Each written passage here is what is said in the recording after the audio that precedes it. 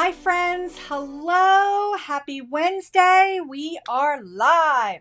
Hello, hello, hello.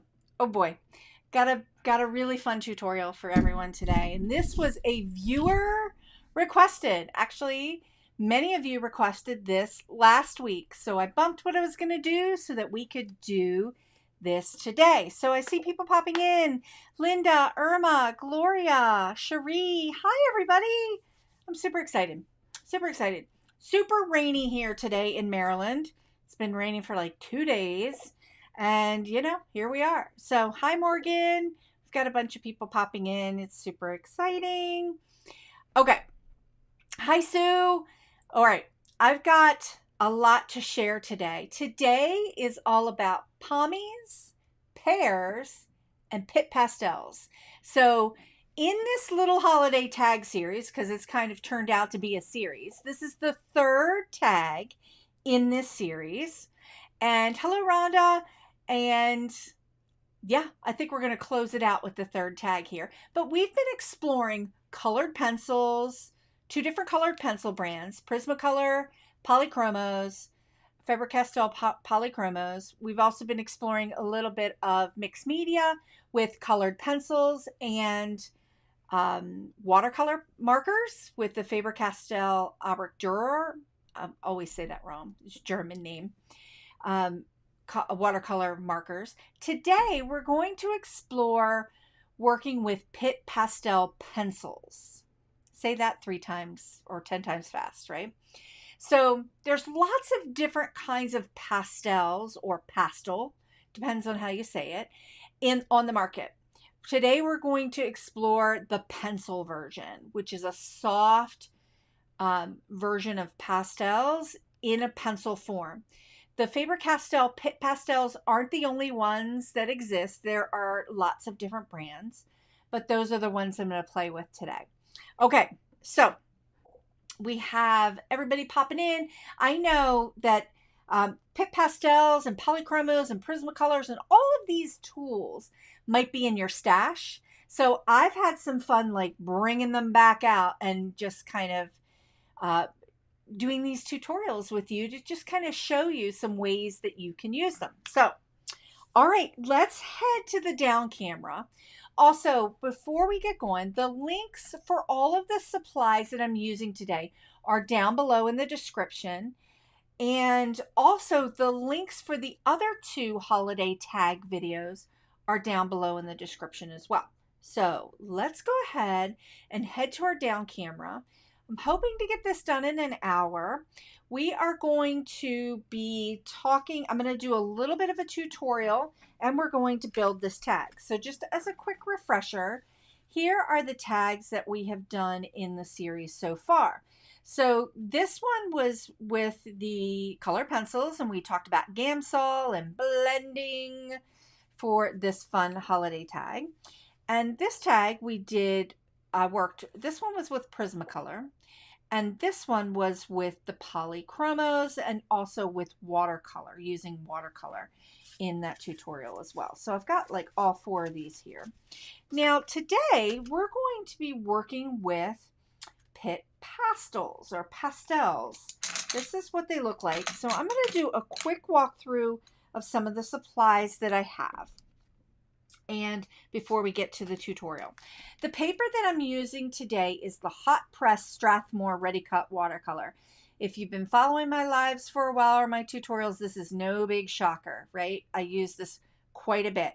I'm going to go into detail to talk about paper and what kinds of paper to use with pastel pencils and why I'm using this one today. So I'm going to go into some detail about that. I'm using, here are my Gina K inks that I'm using. I've got Innocent Pink and Cherry Red, as you can see, upside down, right? Upside down and backwards. Innocent Pink and Cherry Red. I'm using those for the little blooms that I've actually already stamped out so that we can focus on the coloring today. I am using, where are my pretty stamps here? I'm using a mashup of 2 stamp sets. I'm using Something Wonderful and One Day at a Time. So we've got our Pommies and our Pears that I'm going to be using today. And I've got this is linked in the description as well. These are the sentiment strips, the holiday sentiment strips from Gina K. And I've used, I've already pre-cut. We're going to use Wishing You Joy. I've already pre-cut that today. You know what? I need to make a quick little fix here. There we go. Okay. And let's put our inks back. We're just going to dive in. Here are my Pitt Pastels. I've got Pitt Pastels. I've got them linked in the description. There are a couple different there are lots of different pastels that are on the market. These are the ones I'm using today. These are readily available from Faber-Castell. One of the things that I think is really kind of cool about these are that they do have a direct color match to their polychromos. So if that's something that's interesting to you, know that their color matching between the polychromos and the Pitt Pastels happens. So I'm going to show you here.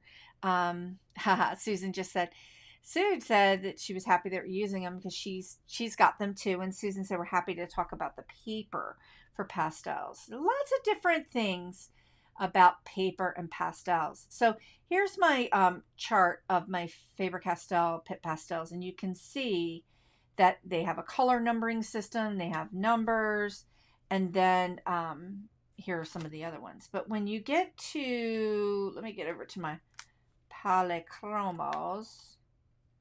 Those are arbiters. Here we go.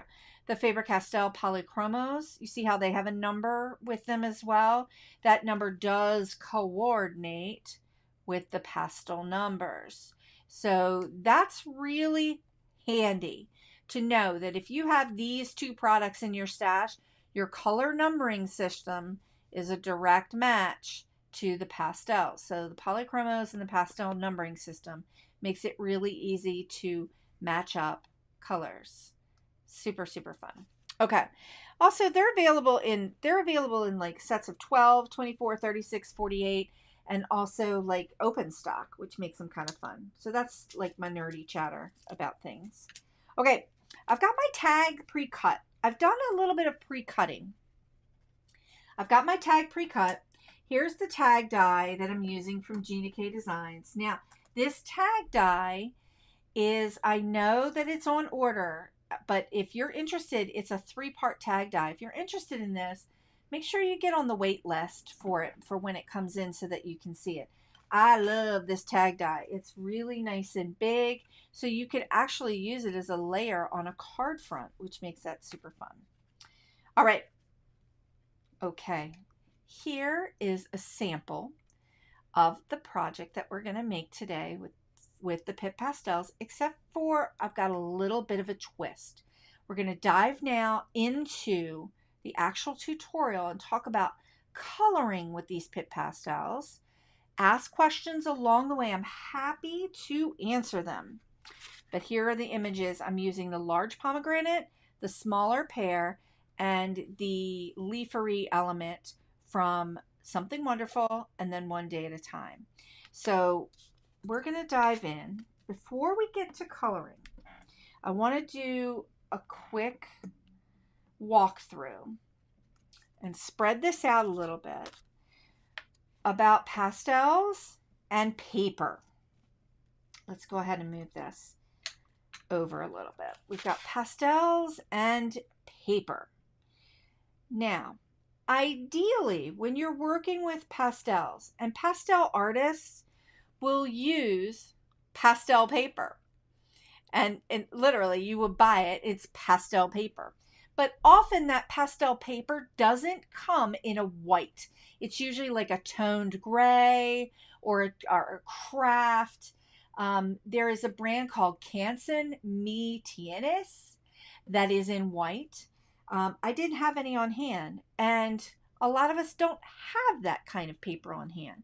So I wanted to talk about some of the papers that you might have on hand that could work really well with your pastel pencils. Okay, I need to take my glasses off so I can see what I'm doing. Now, the Strathmore hot press paper gives us more of a smooth like pastel blend and look.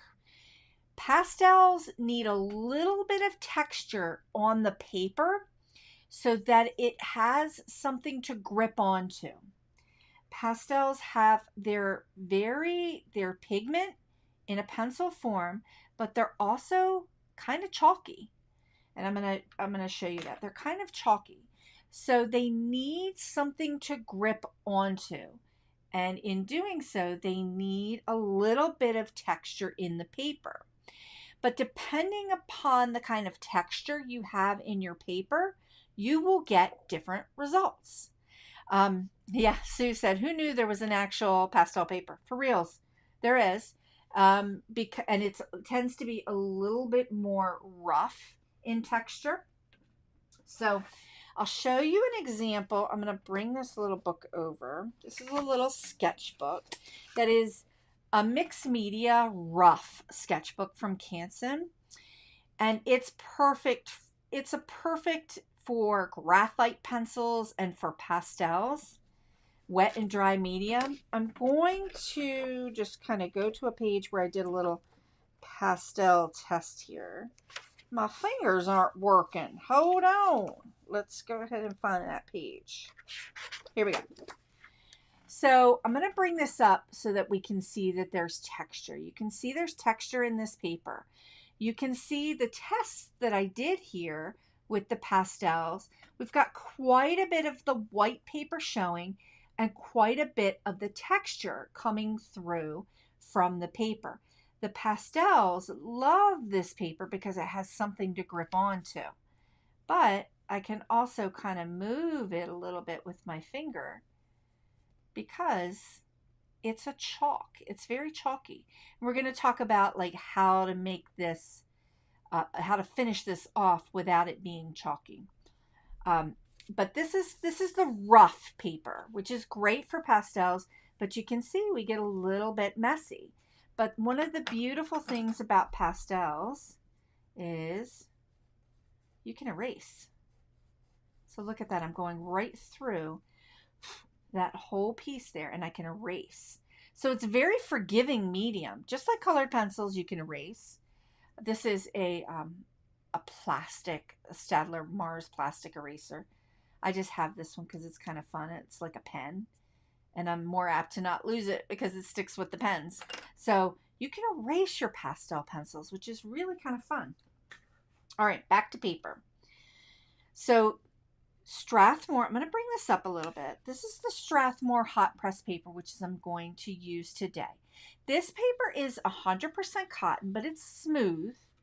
And you can see that we've got a lot of texture in this circle, but it's a little bit smoother. It isn't as grainy. I'm going to come up real close so you can see it. There's some grain to it. The pastels have a little bit of texture to adhere to, but it's definitely a smoother blend kind of look. Now, if I bring up and show you the Strathmore cold press paper, the Strathmore cold press has a lot more texture, and you can see the texture in the paper. And you can see that there's a lot more white showing. And so we get a little bit more of a textured effect. So a little bit smoother, a little more texture. You can see that texture pattern in the paper kind of coming through here. Now, this paper is an Arteza 100% cotton cold press watercolor paper. One of my favorite papers, of course, is 100% cotton, but there's a lot of texture in this paper. And so using pastels on this paper is a lot like using a pastel paper, but we've got a watercolor. So this is something that you might already have in your stash, the cotton cold press paper. But you can see as a comparison, there's a lot more texture on the 100% cotton cold pressed like texture paper versus the hot press smooth. So for our sample today that I did my sample design using a cold press watercolor paper. So you can see that there's a lot more texture going on in here when I blended out the pastels. So like in most mediums, when you're using your inks or your pens or your markers, paper kind of matters. So it really does depend on the level of texture that you want for your final project. So I wanted to kind of break that out for you and kind of show you the different levels that you can get. So today we're going to use smooth. So you can see it's a little bit smoother versus the sample, which was a much more rougher approach to the paper. Now I like the way this looks. There's a lot of texture and dimension, but it's different than using a Gamsol. So we used Gamsol over here in the prior video, and you can see that our colored pencil has a lot more of a gradient, smoothie like blend, versus working with pastels. You have more texture, dimension, and kind of, can be a little fuzzy-ish. It's not as blendy. Those are my two new terms for the day. Fuzzy-ish and blendy. Super fun. Okay, I'm going to move these out of the way, and we're going to dive right in to coloring our pieces for today. So let's go ahead. We're going to do a little mixed media too. I've got some polychromos here. So one of the beautiful things about pastel pencils and colored pencils is you can blend them together. You can use them together. You want to do your pastel work first, and then go over it with your polychromos or your colored pencil work. And we talked about the polychromos last week. These are an oil-based colored pencil.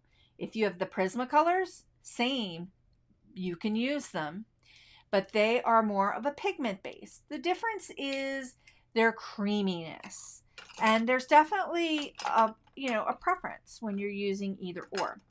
Now I'm going to go ahead and show you what we're going to be using. These are my greens.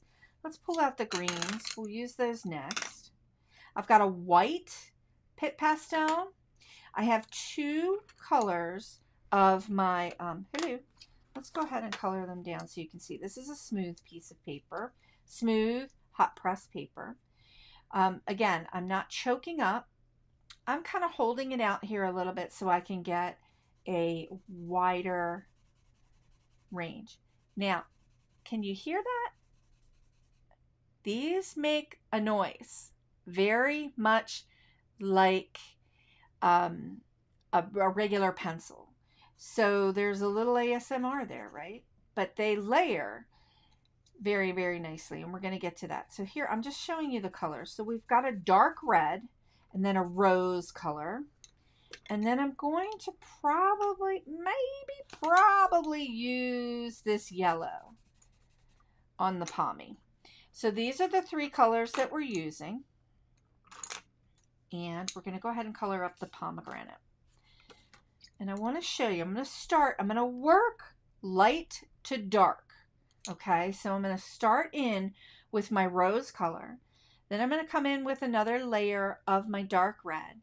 And then I'm going to use that yellow as a finishing color just to kind of pop a little bit.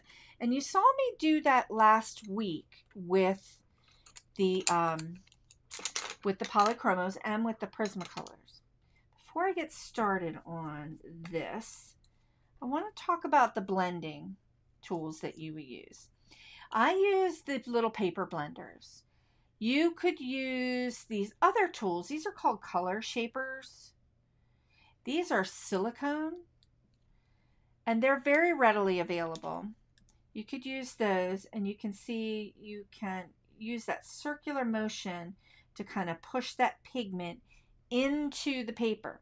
I feel like these are very popular with pastel artists, but I feel like it takes a lot of work to get these, to get that color moving. I prefer to use the paper blending stumps. I'm going to show you why. So I've got a little coloring in here. I'm going to go ahead in here and zoom in just a smidge, just to kind of get us in here. Take a peek, make sure we're good. Looking pretty good. Let's come out a little bit. Make sure that's not blurry. So here is my blending stump. And this is just dry, and this is dry. So I'm just going to go ahead and use it in that circular motion, very similarly to the way you would do colored pencils in Gamsol. And I'm actually just working that circular motion and pushing the pigment into the paper to just kind of get it to blend together.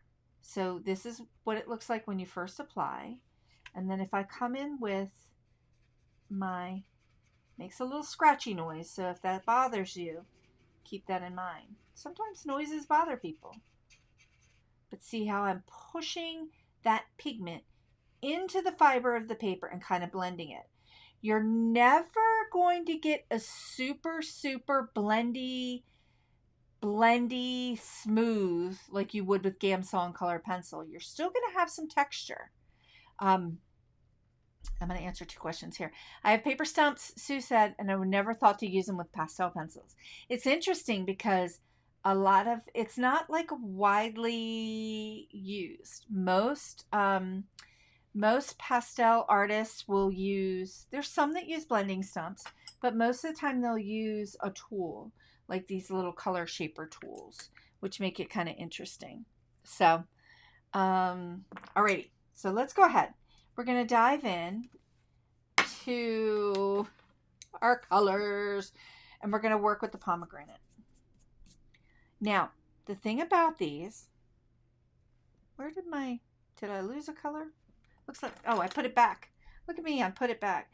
The thing about the Pitt Pastels, or any pastel that you might be working with, is you have to keep in mind that it is chalky, so it is a little bit messy. And it's going to leave a little bit of a residue, and that's okay.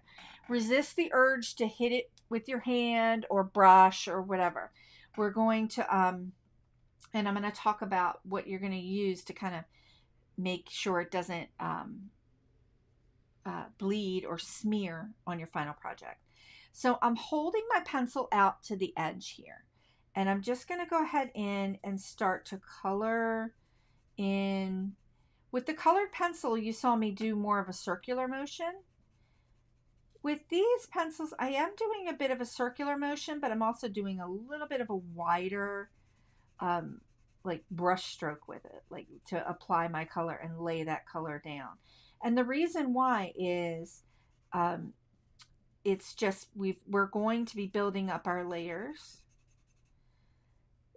a little bit at a time. And you can see I'm doing a little bit of flicking here just to get some color in there. There we go. You can see I've got a little bit, you can see some of the little bits of the chalky bits that are coming out, but that's okay. Digging it. Kind of very forgiving medium. If I got outside that, we're going to die cut these, so if I got outside the lines and I didn't want to, I could erase. So I'm getting just a little layer in here. I'm just kind of following around my circle a bit and just applying this layer. And it's a bit scratchy. If that is a sound that bothers you, keep in mind that that's what pastel pencils are going to do. So if I choke up, I've talked about this before, because I'm left-handed, if I choke up, I tend to be a little bit harsher on the paper. And the way you can use a regular pencil sharpener or a knife if you wanted to do these to get a nice point, but you don't need a super duper point to do what we're doing now. So I'm holding it back quite a bit so that I feel like I have a lot more control over what I'm doing. Okay, now I'm going to come in with the Pitt Pastel. This is number 225, which is a dark red. And I'm going to apply a little bit around the edge here. So I've got another color that I'm adding in just around my edges. I'm not going to apply a lot of the dark red right out of the gate, because one of the things with the pastels,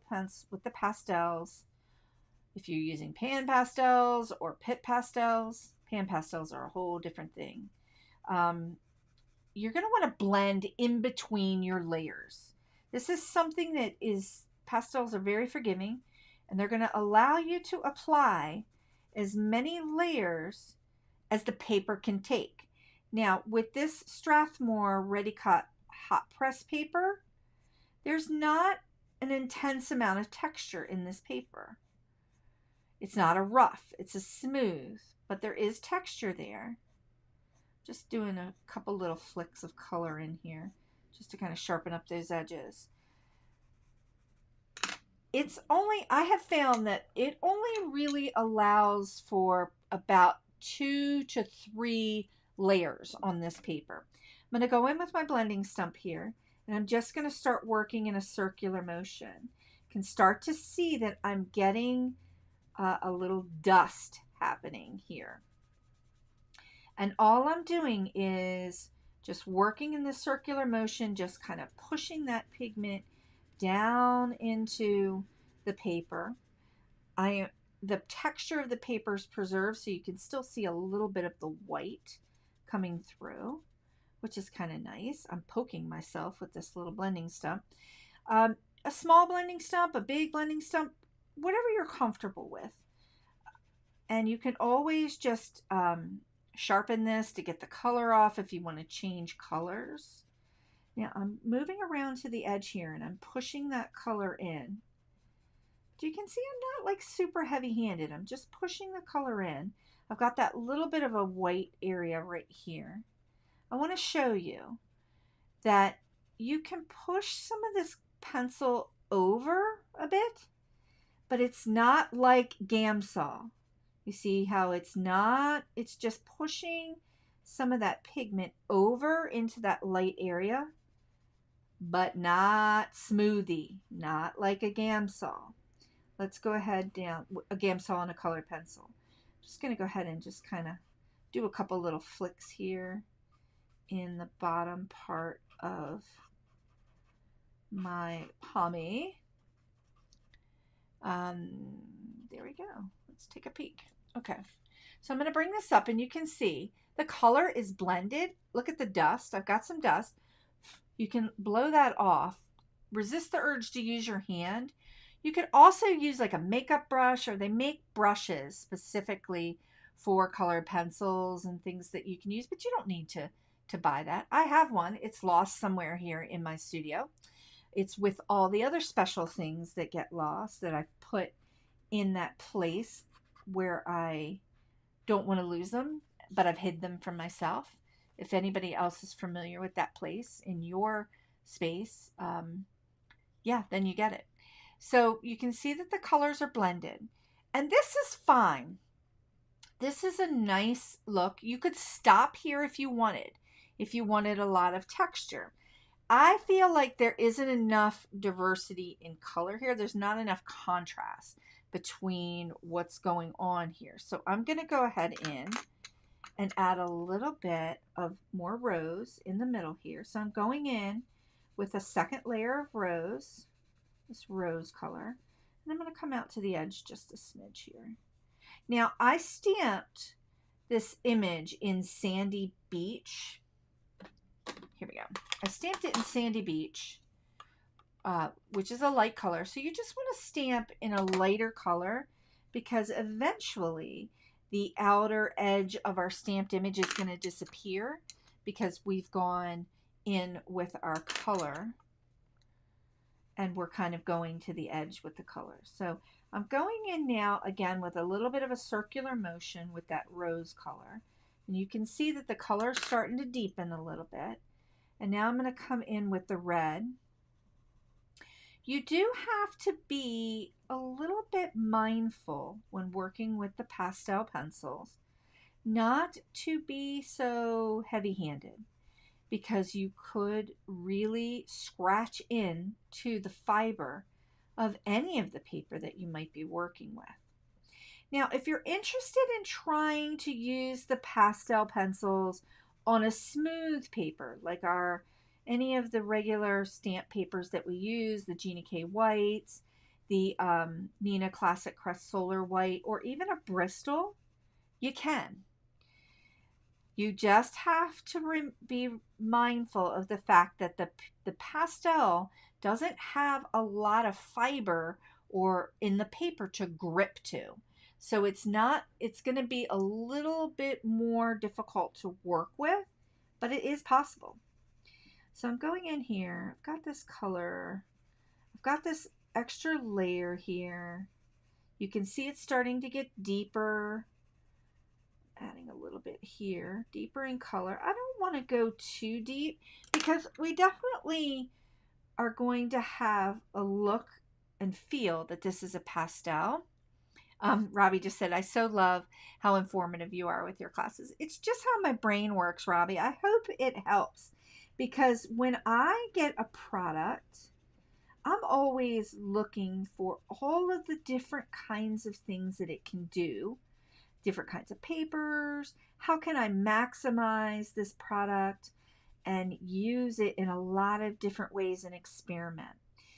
So that kind of comes out when I teach. So I'm glad you find it useful. Okay, so I've got a little bit of this rose colored right here, and I'm going to go ahead and just smooth that out. So you can see the areas that were like looking, for lack of a better word, with more texture and a little crunchier. I'm adding in, I'm just kind of blending it out and pushing that fiber, pushing the fiber. So we've got the texture, we've got the dimension here. I've got a little bit of a hard line here between the rose and the red. Now, that kind of happened because I intentionally made it a hard line, but that's okay. We're going to go in, I'm going to do a little bit of a blending between these two colors. So this is my third pass. Now, I know that this paper isn't going to take any more than 3. So we're just going to settle up. We're going to try to get that look and feel. I've got a light hand here, and I'm adding a little bit of color in the middle here. My brain wants to darken this side a little bit too. So I'm just going to add a little bit. I've got a big honking circular motion going here. I'm going to go in here, just kind of blend across this rose color a little bit, and then come back with a little bit of that rose. The beautiful thing about the pastel pencils is that you can blend colors together and get a really nice blend between the two of them. So that's kind of moving them together a little bit more. And then I'm just going to come across and just kind of push that color, push those two colors together. Now, if you work with watercolors, watercolor pencils, Copic markers, same concepts. We're just kind of trying to get a transitional blend between our darks to our lights. And I'm digging this. I know that if I keep touching this and I'm resisting the urge, because if I keep messing with this, I'm going to booger it up. So that's one thing with trying to decide, like, when is your stopping point.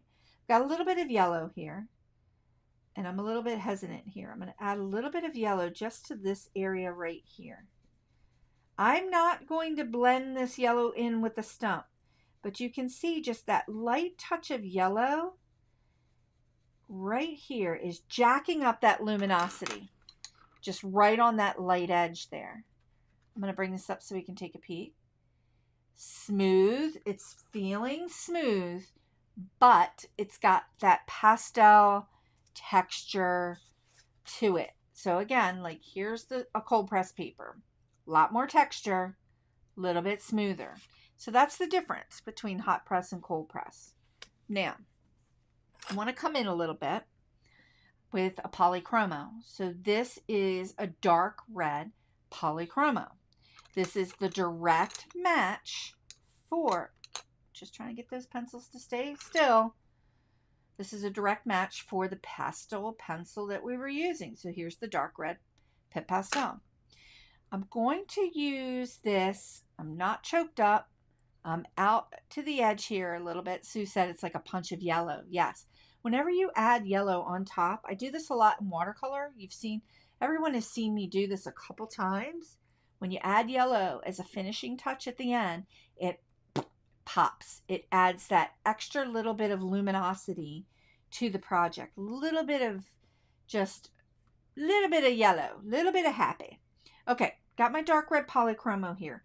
I'm not choked up. I'm out to the edge here. I'm going to come in and using a circular motion. Here's our mixed media technique. I'm just going to add a little bit of that color just on this edge. It's going to be very, very subtle, but you can use your colored pencils over top of your pastel work. And it does two things. One, it jacks up that color intensity. We're seeing a little bit more contrast here. The second thing is this oil-based pencil, or if you're going to use Prisma, it would be pigment-based, wax-based, excuse me. It kind of acts as a little bit of a seal over top of your pastel pencil. Now, I wouldn't use this over my entire project, but because I really want to use it here to jack up that that contrast between here and here.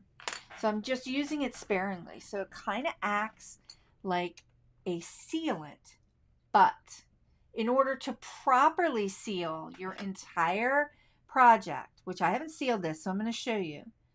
If I run my finger over that, I'm going to get some of that pastel pencil coming off.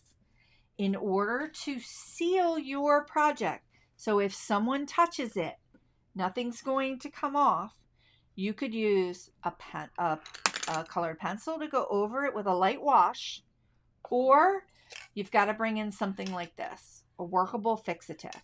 This protects pastels, chalks. It prevents any kind of smudging or wrinkling. You would spray your project. But honestly, friends, this is a tag that I'm just going to put on a project, and I'm going to let it ride. And if it smudges on the person who gets it, it's just a little bit of love from me to them, right? But if I was going to give that as a card, or if that was going to be a final project that I was doing like for a client or a commission, I would be covering it with this workable fixative. Okay, if anybody has questions about that, let me know. But I am digging this, digging it. We're going to leave it. Just going to give it a little like blow on it a little bit just to get that off. Now I'm going to come in with my greens now. I've got a couple greens here. I know I'm not going to use that green, and I'm probably not going to use that green. We're going to use two different greens. I've got a darker green here, a 167, and then I have a 170. This 170 is a May green. So I see Cheryl and Sue both mentioned never using yellow as a punch or highlight. That you've usually used your white for the highlight. Yes, you could absolutely use your white for the highlight. Yellow is just something that I do as a finishing technique on things because it jacks up that luminosity. It just kind of gives it that extra punch. White will do that too, but give yellow a try, or ivory.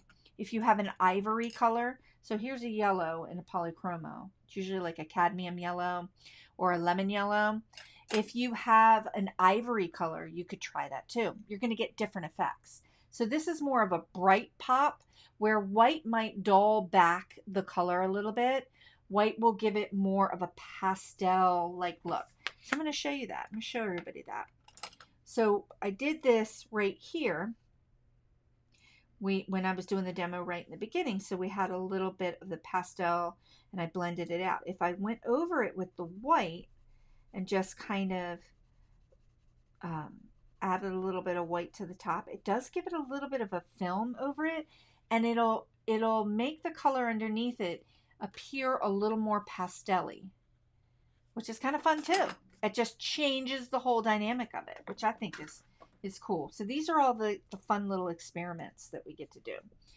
So I'm going to use two colors, and I'm going to use them for the pears and the leafery. I have a little bit of a darker color I'm going to use for leafery, but I'm going to start in with the May green for my pear, and just kind of go in and follow around my edges a little bit. I've got a little bit of a elongated circular motion going.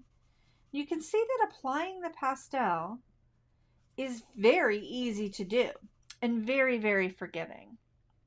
You're welcome, Cheryl. I love it when you guys just kind of like ask questions and let me know like your experiments along the way, so that I can like take a little bit of a deeper dive with it. And that white pencil was the white, or the ivory pencil is kind of like one of those little deep dives. Okay, I've got a little bit of May green here. I'm leaving a little bit of white of the paper. And I'm going to go ahead in and let that be. Then I'm going to come in with my 167, which is a little bit of a darker green, and add a little bit around. This particular green is, it's got a little bit of blue in it. So we're just kind of pulling in some of those holiday colors with greens and the blues. And I am going right up to my line a little bit. I'm not too worried about going around outside of the edges, because I'm going to die cut this out. So just getting that second layer of color in there. This is a smaller image too than this was. I've got my blending stump. This is my green side. If I used my red side, I would most definitely get some red in there, and I don't want to do that. So I'm going to go ahead in with my circular motion and just push some of that, push some of that pigment together. Ruth, no problem, Ruth. This will all be on the replay. And I'm actually, a lot of these tutorials that I've been sharing where I have a kind of a little bit more elongated art related tutorial in the middle of our creation, I'm going to be editing these down and providing them in my classroom at craftyourjoy.com for free. So if you are interested in, I have a community in my classroom at craftyourjoy.com. The link is down below in the description. It's free to you, and that's where I'm putting a lot of content into the new year, including YouTube. There'll be a lot of content on my YouTube channel, but some of the replay content that's just like focused on the lesson are going to be in that classroom, and it'll be free. I also have a free class in the Craft Your Joy classroom. So if you're not familiar with my online classroom, you can see the links down below in the description. It's where I'm going to be putting a lot of the content, because I'm just never really sure how much everyone sees in social media. So I've just really wanted to focus on putting a lot of that in my classroom so you can kind of experience it there as well. Okay, I'll talk a little bit more about that later too. So here's my layer. This is just my base layer, and it's okay. I like it. I'm going to come in with my May green, and I'm just going to do a little bit more. We need to kind of jack up some contrast here. We've got a first layer of color, and as I know, this paper is only going to take like 3 layers, and I'm working in a small space here. Now, a question you might be asking yourself is, how do you know which paper will take how many layers? A pastel paper on the market, like the Canson Mi Tienes or a Strathmore, if you walk into an art supply store or one of your online, if you're looking for pastel papers, it'll say pastel paper on it. It makes it super easy, right, to know. But they tend to take a lot more layers than some of the watercolor papers I like to work with. I just know that the Strathmore cold press and the Strathmore hot press paper, my maximum amount of layers and blending for pastels is about 3. And with a Bristol or one of your papers that you use for paper crafting that you can experiment with at home, you can just give it a go and see. And the way you're going to know that it's not working or you've got too many layers, is if you get past 3 and you're putting your 4th layer, it's just not going to take anymore, and it's going to start to get shiny. Everything is going to start to look shiny because it's got that pigment has nowhere to go. So it's just going to float, and you won't be able to blend it. So it'll just kind of look boogery, and you'll know. You'll know. Okay, I'm going to take my blending stump here, and I'm just going to go ahead and start to blend this out. And I'm going to leave some intentional white here with the paper. And I don't have to do a lot of work with this guy to just kind of get that contrast. These greens blend really well, really well together. And I'm going to leave that. I'm going to show you. I'm going to pull it up. You can see that pastel.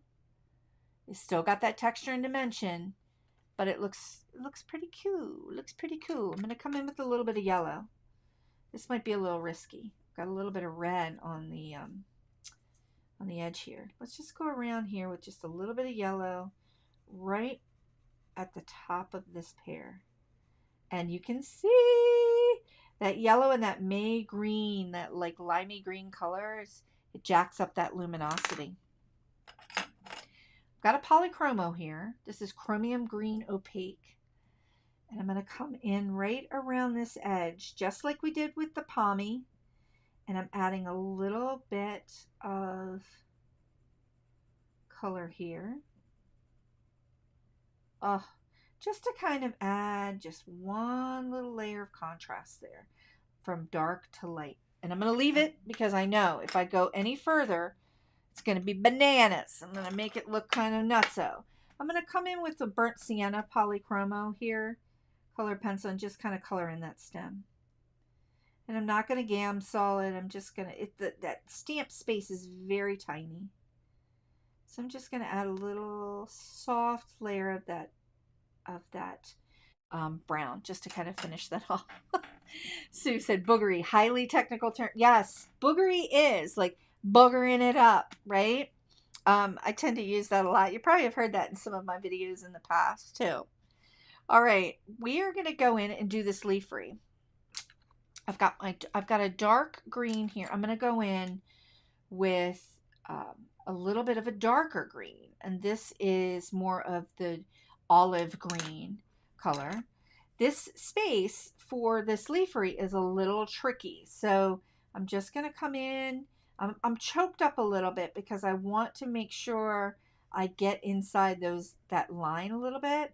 I'm hugging that outer line and kind of coming down with a long, like flicky like stroke. Then I'm going to back out a little bit, a little less choky, not choked up on the pencil, and just kind of putting that color in a little bit, right? Just hugging that line, coming across here and kind of hugging that line a little bit. We're going to get some variation of light to dark. And in our final tag, we're going to get some variation of, because I'm going to do some stamping on the tag, of line art and colored image. Kind of did a little bit of that last week. And I'm going to walk you through that again. So I'm going to hug this edge. And you can see that applying this pastel isn't, you can really just kind of practice this technique. It's really just applying the color in long strokes and sometimes circular motions. Depends on your stamped image. This image is a little bit more elongated, right? Because we've got the longer leaf. I'm adding a little bit more of this green around the edges. So I've got a little bit of light to dark there. Sue just said she saw the Fixative in an art store and it was kind of pricey. Yeah, it kind of is. But that will last you a long time. So here's what I'd like you to do. Here's a way to get around it. Don't get the Fixative right away. Practice this. If you have the Pitt Pastels, practice this technique and finish it off with a little bit of the wax-based pencil. and just kind of give it a light coat, like I said, with the wax-based pencil, and that will kind of help seal it. And for our paper crafting projects, that's just fine. That's just perfect for our cards and our paper crafting projects. This workable fixative is used quite a bit for like professional commissions and things that go behind glass and things that you want to have. These are light fast pencils, so things you want to have last 100 years, because you know you won't be here in 100 years to see it, but somebody will, right? It just does kind of help protect it. My theory on the whole light fastness and seeing, especially for our card projects, is non-existent, because we're making cards and we're doing projects that we're exploring techniques and we're exploring different mediums, and we might be giving it away or not, and you know, we're not going to know what happens to it after we give it away. So I've got this second layer of color in, and I'm going to go ahead over here, and you can see I'm just kind of not choked up. I'm just adding a little bit of color here, hugging that line. I'm trying to be a little bit better with blending my two greens together here. Digging it. Okay, now I'm also not going to be doing a third pass on the leafery, because I want a little bit of variation in color. So I am going in now with the blending stump and just kind of pushing that color around. Also with the fixative, if you, it is kind of pricey, and prices of everything have gone up, as we all know, like everything, and including our supplies, art supplies and our hobby supplies.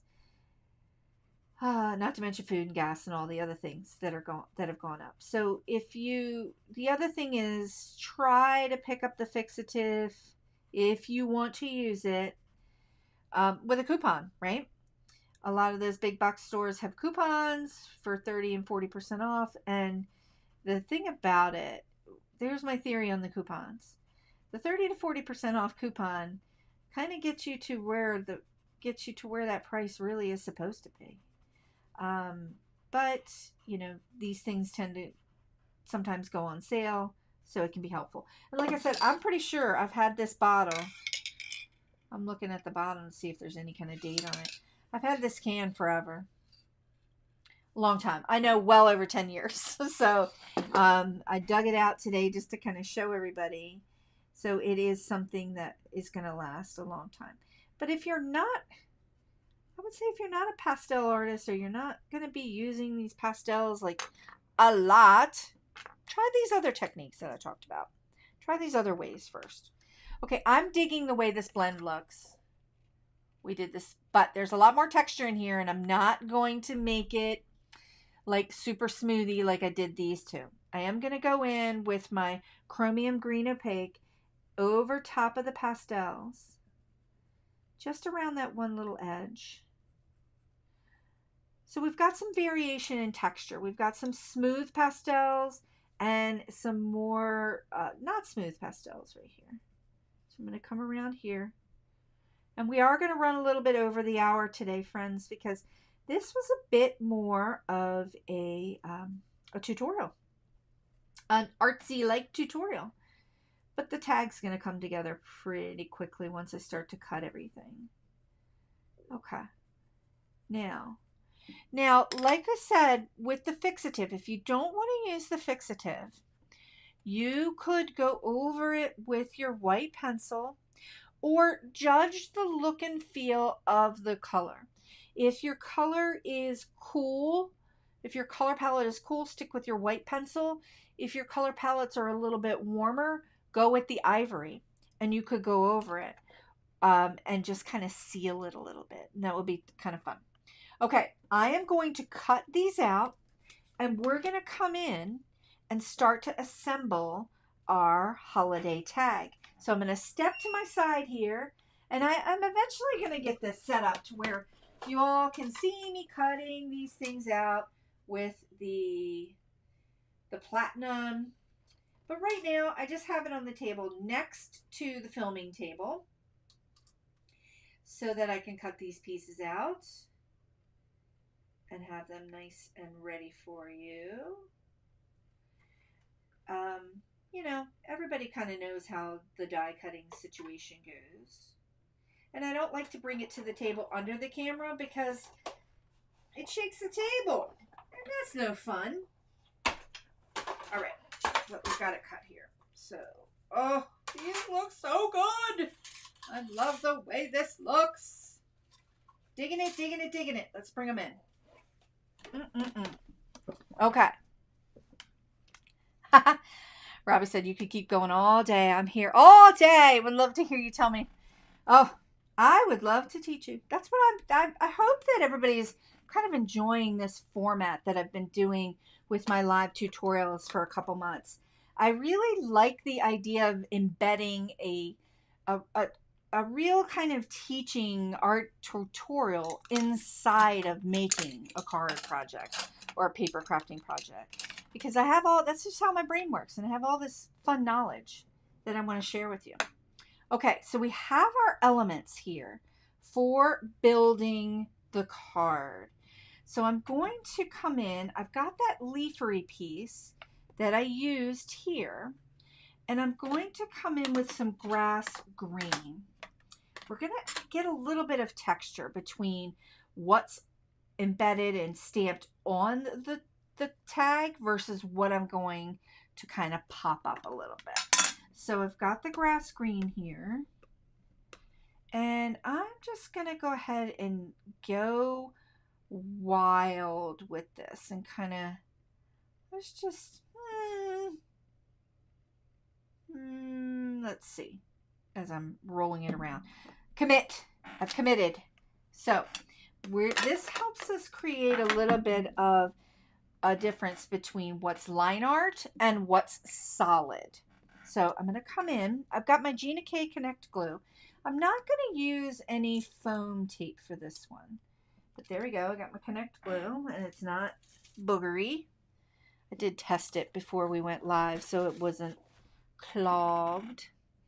Wilma says, I like your process of showing us the techniques in making card. Good. I'm glad.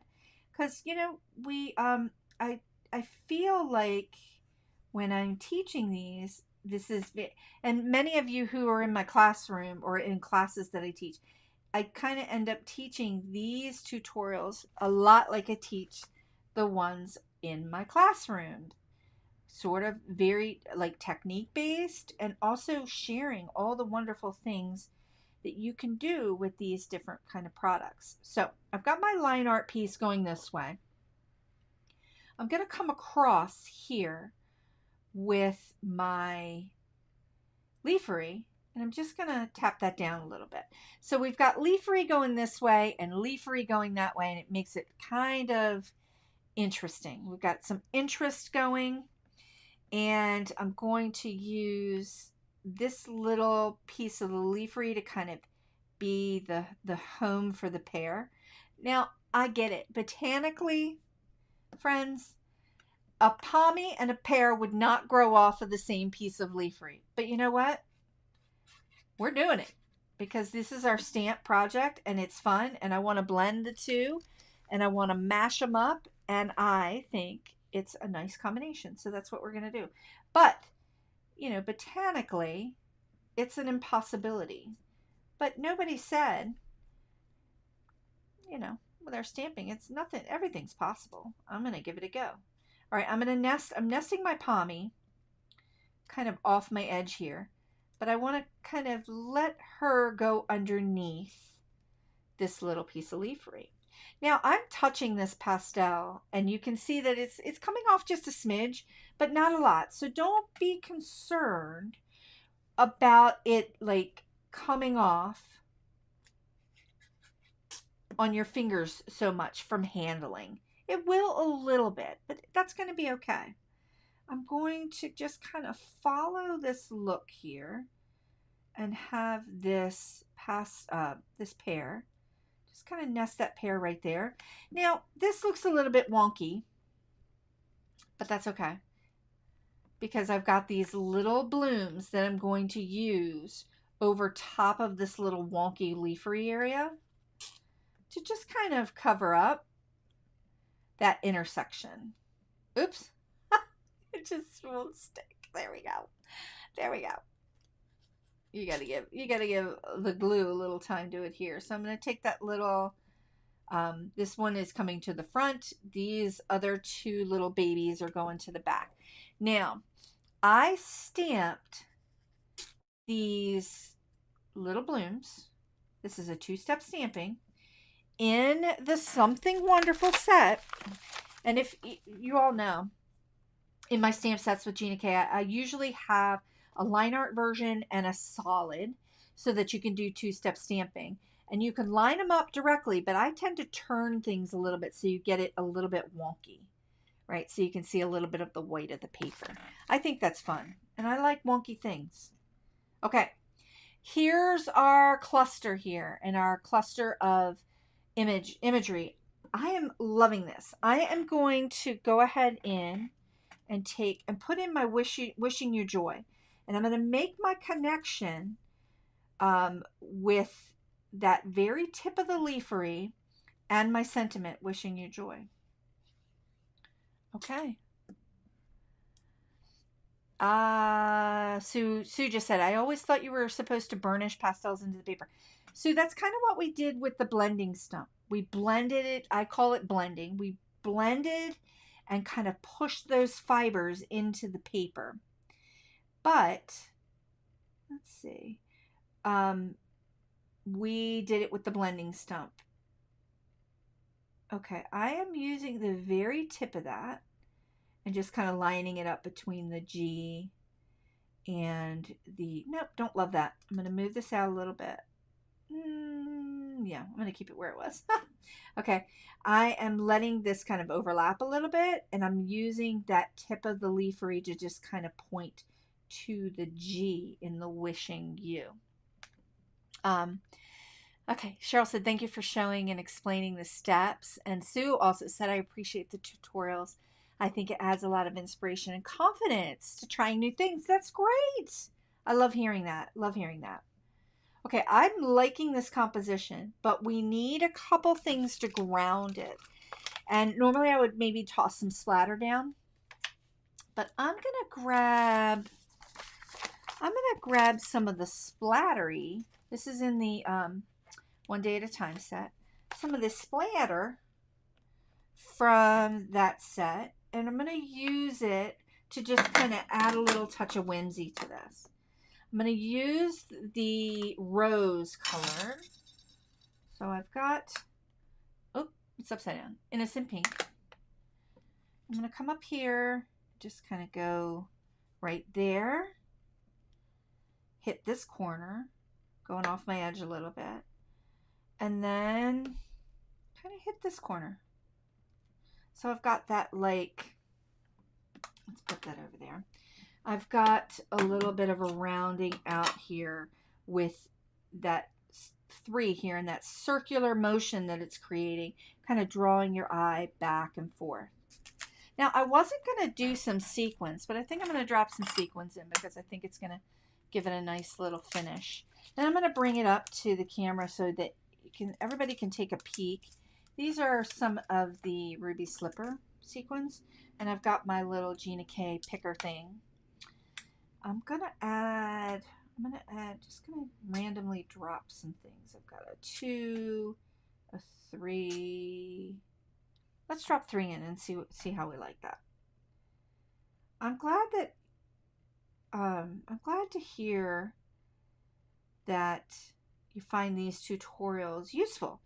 I do them a little bit differently than maybe others do, but I feel like it works because I'm able to kind of share my superpower with you, which is really experimentation and curiosity with different kinds of supplies and all the different things that you can do with them to kind of get the effects that you want. So I'm going to bring in the original inspiration that was done with that rough paper, and let's hold that one and let's hold this one, and you can see the difference in the pastels. The one on the left using the Strathmore hot press paper is a little more smooth. The one on the right with the rough paper, I use the same kind of blending technique with the blending stump, but you get a little bit of a different effect. So I'm really digging this. Oh, I love the way this came out. Love it. Love it. Let's go ahead and head to the front camera. And Sue said, I love the way you mix and mash your stamp sets together. That's kind of another thing that's my superpower. When I'm designing the stamp sets for Gina K, I'm always looking at all the stamp sets in my entire collection and how they can connect with each other. So proportionally, when I'm illustrating them, I'm making sure that all of these pieces are kind of interchangeable, because if you have them in your stash, you can interchange them. So I'm never looking at like one stamp set as a one and done. I'm looking at them as how they all connect and how they can be useful to you in that way. So this was a super fun tutorial today.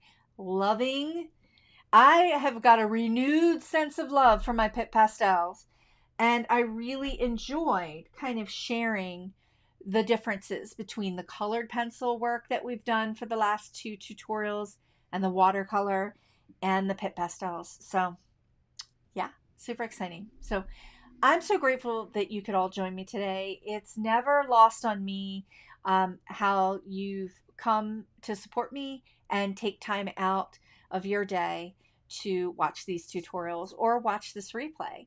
It means quite a bit to me. If you're at all interested in the world, the ecosystem of Lisa Hetrick, you can always get on my email list if that's something you're interested in. I send an email at least 3 to 4 times a month, so once a week in general.